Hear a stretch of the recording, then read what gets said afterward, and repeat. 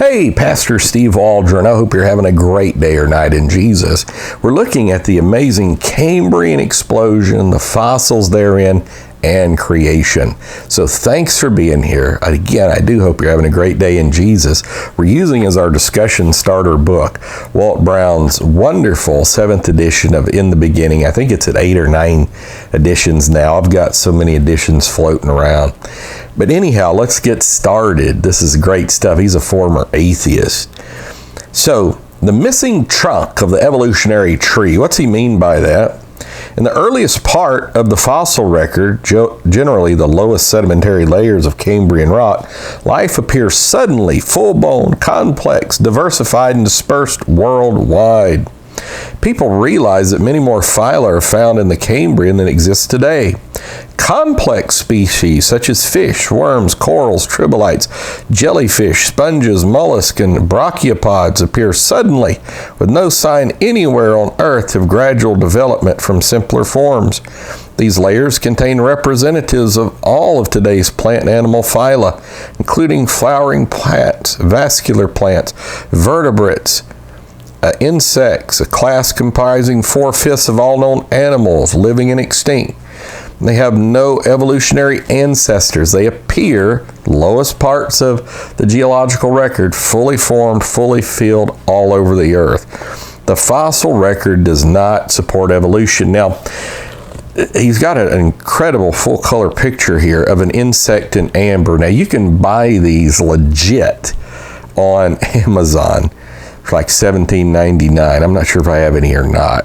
You know, limited funds don't work well. The best preserved fossils are encased in amber, protected from air and water and buried in the ground.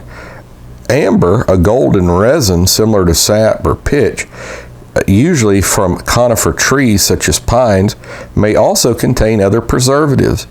No transitional forms of life have been found in amber. It's important.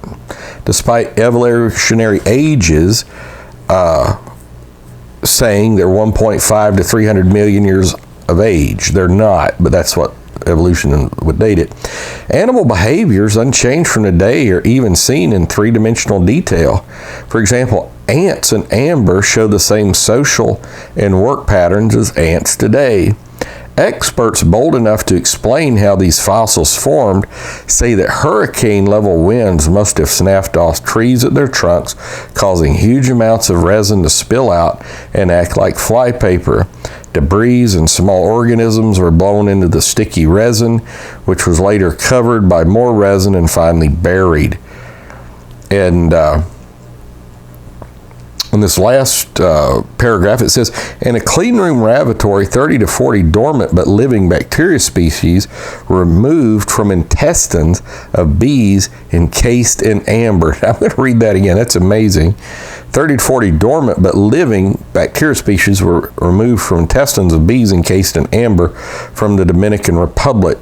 When cultured, the bacteria grew. The amber is claimed to be 25 to 40 million years old, but I suspect it formed at the time of the flood, only thousands of years ago. It's more likely that bacteria can be kept alive thousands of years than many millions of years. Metabolism rates, even in dormant bacteria, are not zero. So, amber is just a fascinating study in and of itself, how amber is formed, but it shows the evolutionary record just doesn't exist, as does the Cambrian explosion, the missing trunk of evolution. So God is our creator. You know, there was that study just a few years ago that came out in secular press that like 95% all species, according to this study, arose spontaneously, fully formed, fully filled 100,000, 200,000 years ago. Sounds suspiciously like young earth creationism. God bless you. Talk with you later. Bye-bye.